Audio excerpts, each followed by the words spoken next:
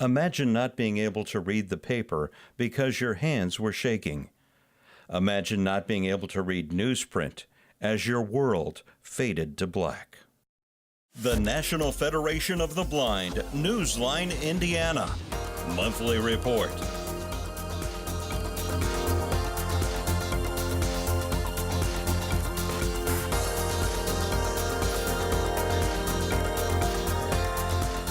With your host, Lee Martin, and co-host, Florence Myers-McSwine.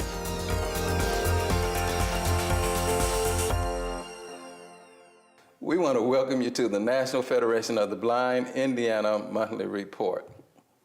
Thank you for joining us once again, and we just trust that you'll enjoy our show this evening. We have a very special guest today with us, Ms. Tyanna Thompson. And she has a great trials to triumphs to share with us regarding her reality in life. But first, we want to talk a little bit about the show, the National Federation of the Blind Newsline.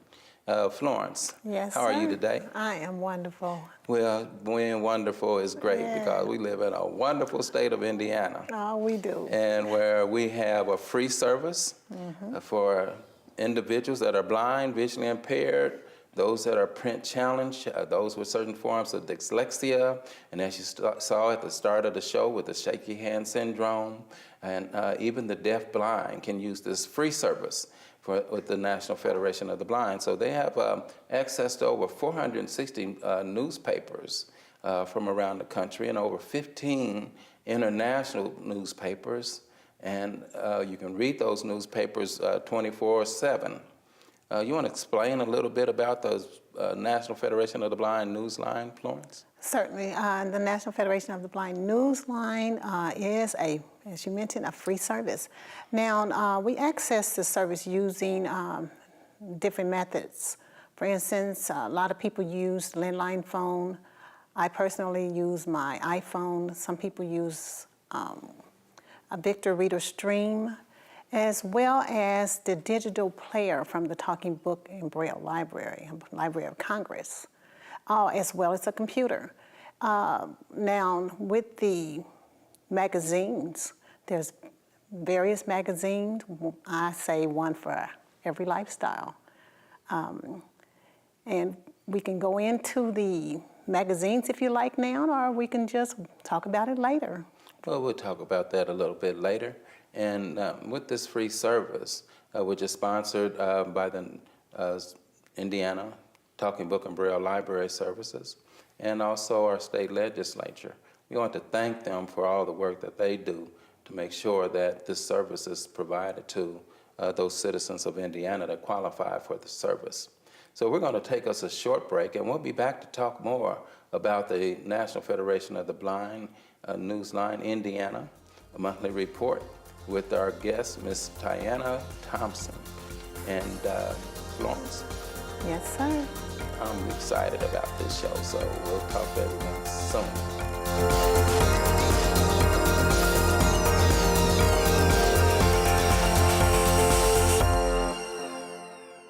I'm Danny Wayne Beamer, Program Manager of the Elder Blind Program at the Will Center in Terre Haute, Indiana. I introduce the NFB Newsline to seniors in 13 southwestern counties in Indiana. I also utilize the NFB Newsline for my radio station public affairs shows. The NFB Newsline. Experience it today. Learn more by calling 855-963-6476 or visit nfbnewsline-in.org. We are the nation's blind, and we read NFB Newsline.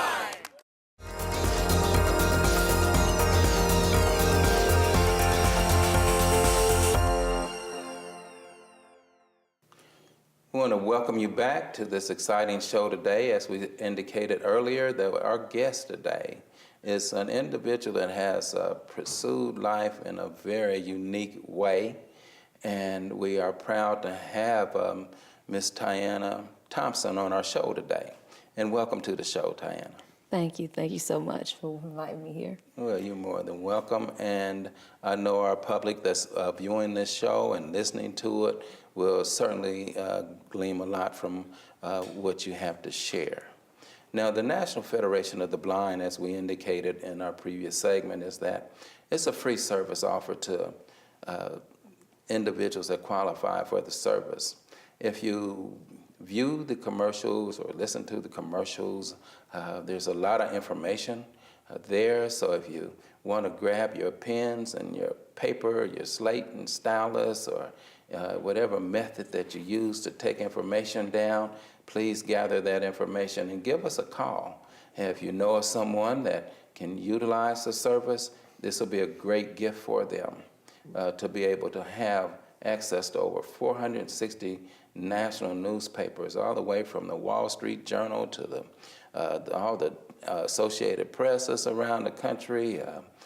Almost every state in the country is covered with this free service, and there's information galore out there for individuals that just want to stay in touch, anywhere from obituaries. A lot of seniors still love to read the obituaries, when you say, Florence, and Yes, some they other do. items. Yes, we do. Yeah, talk a little bit about the magazines, Florence. Okay, now for those who have previously viewed the show, know that I personally prefer the magazines. There's various magazines to choose from, one for every lifestyle, I would say. There's ARP, All Recipes, for people who really love to cook. There's magazines on health and fitness, another good publishings that's for any and everybody. There's Reader's Digest. Ebony Magazine also is there, Sports Illustrated, ESPN. Oh, there's a new magazine that we recently got that's for everybody, even though it's actually written by children all over the world. It's called Stone Soup. And I'm finding that these children it's phenomenal that what these children write. There's also, WebMD, Shape Magazine. There's Poets and Writers for people who love to write, and I'm one of those people also. So there's a magazine there for any and everybody. And there's also Indiana publications, 14 Indiana publications from the northern portion of Indiana to the central to the southern, and Indiana is well covered. And there's more publications coming to Indiana in the very near future. So if you want to read in the Indianapolis area, the Indianapolis Star, or the Indiana Business Journal, or the Indianapolis Recorder, not times blind people or people that's having print challenges never had the opportunity, but this program gives you this opportunity for the first time to independently listen to what you want to listen to. If you don't want to listen to an article, you can turn the page. If you want a weather report, just the other day, we had some severe weather come through our area, and the beep came across the television screen, which I heard, but the print does me no good. So I called into the National Federation of the Blind Newsline Weather Channel, and they were able to let me know what was going on in my zip code area. So that's a very great tool, and it can save individuals' lives. Now, we talked about poets and writers, and Ms. Thompson. Yes. You are a writer. Yes. And tell us a little bit about what do you think about print challenge individuals having the opportunities to read the printed press? Well, with me, for example, I was raised in an abusive home when I was younger. And so for me, being that if I were ever blinded or such thing, I would have used a service with you all in order to continue to do what I want to do, to continue my passion with writing, poetry, and trying to publish. And so I believe that the service that you all provide would be to great effect. Someone, even if they can see, we can never tell what will happen in the future. With so much chaos, at the same time, it's always good to have some kind of backup, some form of reassurance that an organization such as this one would be there for someone like me. All right. Well, I'll tell you what, this organization has been around since the 1940s, and it has been there for quite a few people, including myself after losing my sight 17 years ago. Never in my life did I figure I would lose my sight. And I must say that, at that time, having the gift of sight, Braille and blindness, all that was frivolous to me. And it's frivolous to the majority of our sighted population. But for those of us that need this, have this programs through the National Federation of the Blind, fighting for advocacy for the rights of blind citizens, this particular program, the National Federation of the Blind Newsline, provides that great access for jobs. We do have a job search feature on there as well. And, a lot of times, do you like to shop at Walmart or Target? Yes. Okay, we have Target and Walmart circulars on Newsline too. And that just hits. A matter of fact, we get that in over the phones or however we're accessing it on the computer prior to it coming in the mail. And oftentimes, blind citizens like TV guide listings. So we like, everything that our sighted population gravitates to, we gravitate to as well. There's no real difference. We just can't see and we do things differently. Mm-hmm. And as an organization, we believe that, given the proper tools and the proper training, you have education and you get the proper opportunities, you can pursue life and have wholesome jobs, meaningful work and employment. Yes. Yes. So you said that you were raised in an abusive situation. Yes. And you want to share a little bit about that abusive situation with us? Sure. When I was younger, shortly after my grandmother had passed away, our family just kind of took a turn for the worse. My grandmother was the backbone of the family, and I had to rely on writing and reading at a younger age.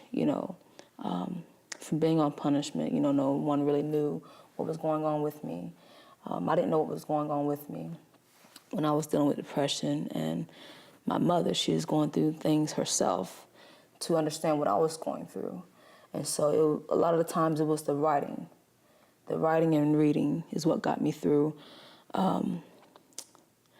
I used to pray a lot. I would pray a lot, and after so many days, weeks, months went by, that's when I began to basically battle spiritually. But it was the poetry that I was writing that had helped me get through at a young age, to the point to where, I stopped believing. Okay. But later on, you all learn that it part didn't last forever. But Tyanna, Yes. tell me a little bit about you before that, before this happened. Where are you from? Oh, I was born and raised in Knoxville, Tennessee. I was a typical, young child. My mom used to dress me in ruffled dresses and ruffled socks and shiny dress shoes, But yeah, I was just a young child, just growing up and just facing challenges, during the abuse or whatnot. I lived in a lot of fear, and I felt like I didn't have anyone to talk to, and my only escape was reading. Were you an only child? No, I wasn't. I had a younger brother. Okay. Yes. And you mentioned that your grandmother passed away, then Yes, ma'am. everything changed. Yes, she was the backbone of the family, so to speak. And so yeah. But when my grandmother passed away, it was almost as if I felt like she carried Christ with her. She was the closest human being I ever met that lived like Christ. Okay. I had never heard her cuss. I'd never seen her cry. It was almost like she kept a tamed spirit, and that is hard to come by nowadays, which is why my book is The Catalyst is kind of giving a wake-up call to that stature. We're missing that stature, and so we can talk about that a little later if you like. Yeah, we'll talk about that. And then also, some child is coping with abuse, and the challenges of being in a household that is abusive, and we want to talk a little bit about that when we come from our break, because we want someone out there to be touched by the reality of Ms. Thompson and what she has done, the trials that she has faced and what she's overcoming. So we're getting ready to take a short pause, and we'll be right back.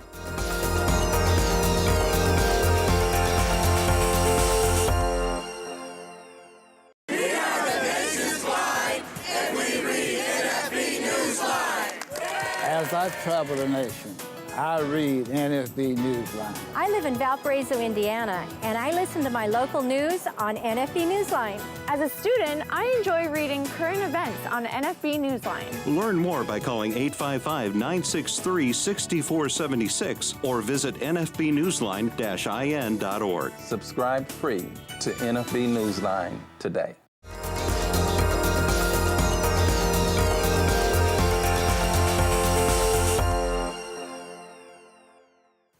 We're going to welcome you back to the National Federation of the Blind Newsline Indiana Monthly Report, and with our guest, Ms. Tyanna Thompson. We have some very good information for you. Please listen as we continue our conversation. Go ahead, Florence. Yes, and Tyanna, again, thank you for being our guest today. Yes. Now, you talked a little bit about your situation, your reality, the abuse that Yes. you had as a child. Yes. And I want to talk a little bit more about you as a child. For instance, the reason why is this. I once heard a gentleman say that in villages, they have a tendency to ask people, how are the children? They never come to the person and say, how are you? They say, how are the children? And if the children are good, then the village is good. The community is good. But if the children aren't good, then the village can't be good. So I hear you going through what you went through as a child, and its effect that it may have had on you.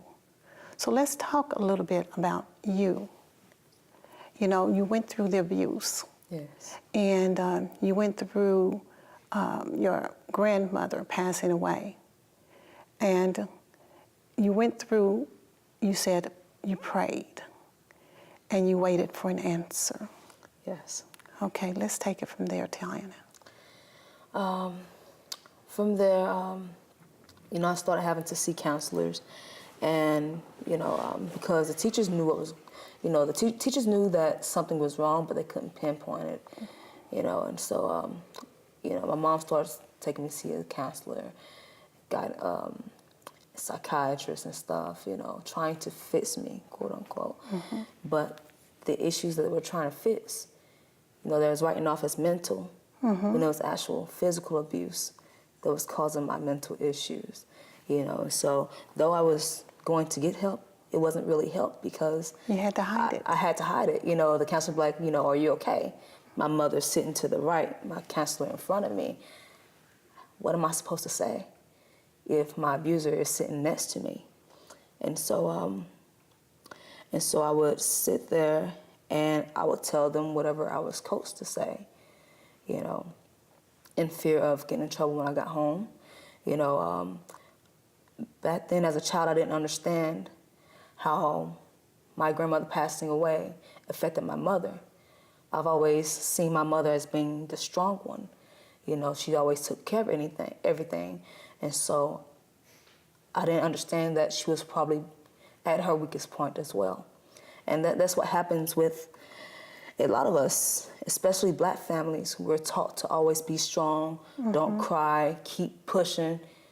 There's sometimes we have to talk. We have to talk, and we have to be willing to talk and willing to listen at the same time. But the thing about it is that we also are taught what goes on in this house stays in this house and behind closed doors. Exactly. And so, and we got to reach that breaking point because it's so many people reaching a point in our life to where, oh, okay, well, this didn't work out, so I'm just going to cut everyone away. What business, what team, what family runs with one person? And that's why there's so much division, because we can't trust anyone because we're taught to trust ourselves. And so, now, your situation from a child, you left that situation, and you were confronted with homelessness for a while, correct? yes. You want to talk about how you went through all of that? Actually, I was homeless several times due to me trying to handle my childhood issues with alcoholism as I got older. You know, a lot of us, we have these issues as an adult that began, you know, in our roots, and it took me going to Powerhouse Church of Deliverance to realize that, you know, we talk about a lot of mental issues and financial issues and such in that church as well. And it helped me realize that a lot of my root issues stemmed from my childhood. And so my trust issues, it wasn't because of relationship issues that I didn't trust, it was because I couldn't trust my own mother. Your protector. Exactly. And so if I couldn't trust someone who birthed me, how was I supposed to learn how to trust anyone else? And that's the mindset I stayed in a long time. And so I had the ability to make money. There were times where I was homeless and I've held 3 and 4 jobs. I was just afraid to stay rooted anywhere because I felt that anywhere I tried to stay rooted, I wouldn't be able to stay for long. Okay, and Tyanna, with things that have happened, we call them trials, things that have happened in your life, when do you feel that you got to a point where you could finally exhale, breathe? It was actually after, again, Powerhouse Church of Deliverance. It was after going there, they welcomed me with open arms. And I'm not gonna lie, I was very skeptical when I first started going there. You know, I was like that person that didn't smile in pictures, you know, that had to look tough and make sure that nobody knew I was soft. But yeah, it was like, even when I came up here homeless, and it was like they embraced me. The people of the church embraced me, and they loved me. They loved all the torment that I had been dealing with. They loved that right out of me. And it was like they didn't care. They saw what I could be and not who I was. And so that's how I became, you know, that's how I went from being an atheist to actually loving God and celebrating all the things that He is doing for me. Changed my whole perspective. It's just amazing. It just gave me a whole new insight. You know, I felt like before going to the church that I was mentally blind. You know, I was lost. You know, I was traveling city and state. There were times where I've gotten drunk in Jacksonville, Florida, and woke up in Miami, not knowing where I was. You know, and that, even though that should have been a wake-up call, that wasn't a wake-up call enough for me. You know, anything could have happened to me. So to go from that to where I am now is a true blessing. Now, So now that you've overcome a lot of that, and you're triumphing a lot now. Yes. Tell us a little bit about your book. Oh, my book, The Catalyst, a poetic autobiography of a former atheist. This book is a poetic autobiography of my whole entire life up until this point. It talks about my childhood. It gives you in-depth of what I've been through and how I got out. It talks about everything from mental issues to not believing to anger, unforgiveness, forgiveness of myself. You know, realizing that a lot of situations I can't just continue to, oh, well, it was my mother's fault or it was the enemy's fault. It allowed me to own up to things. You know, there are some things in here like when my father passed away, it wasn't until I started writing this book that I realized that I didn't even give myself time to grieve over it. okay. You know, and so it's very real. It is very unscripted. Very heartfelt. There's some Yeah, let's hold that book up so they can jokes. see that, yes. There's some jokes in here. It talks about the first time I got catfished.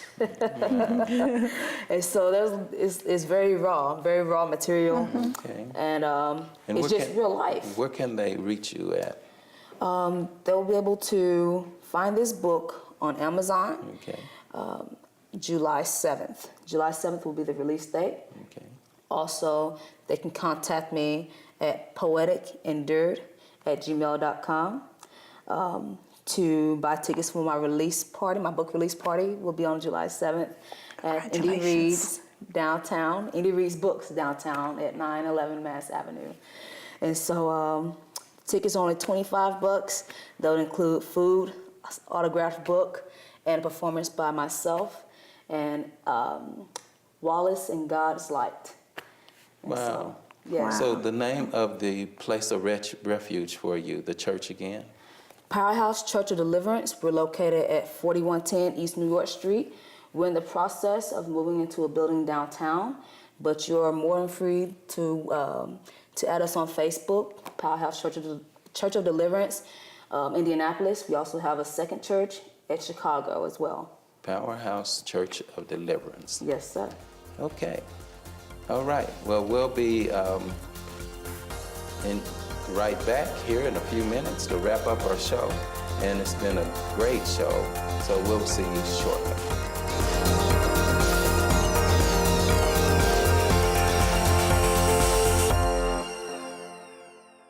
The National Federation of the Blind knows that blindness is not the characteristic that defines you or your future.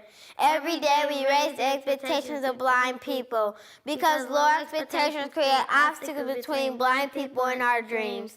You can live the life you want. Blindness is not what holds you back.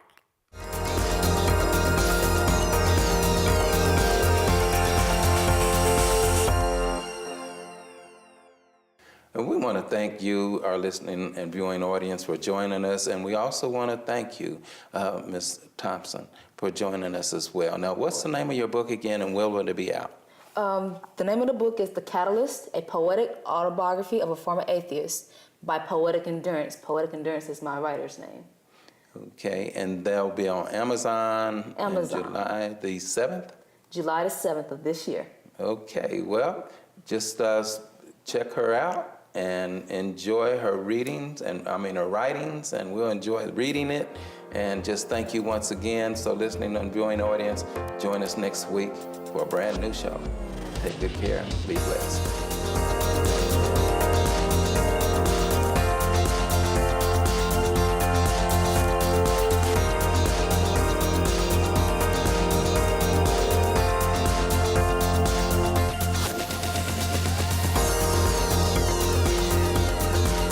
The National Federation of the Blind Indiana Monthly Report. For more information, go to nfb-in.org or call 855-963-6476. That's 855-963-6476. The National Federation of the Blind encourages you to live the life you want.